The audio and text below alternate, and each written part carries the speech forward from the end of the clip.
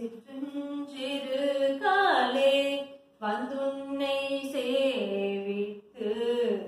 சிற்றிரு காலே வந்துன்னை சேவித்து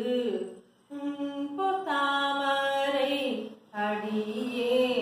பொற்றும் பொருள் கேளாய் பெற்றும் மே துண்ணும் குலத்தில் பிறந்து குற்றேவல்லெங்களை கொல்லாமற் போகாது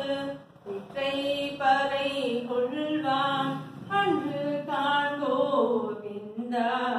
இன்றைக்கும் ஏழேழ் பிறவிக்கும் தன்னோடுற்றோமேயாவோம்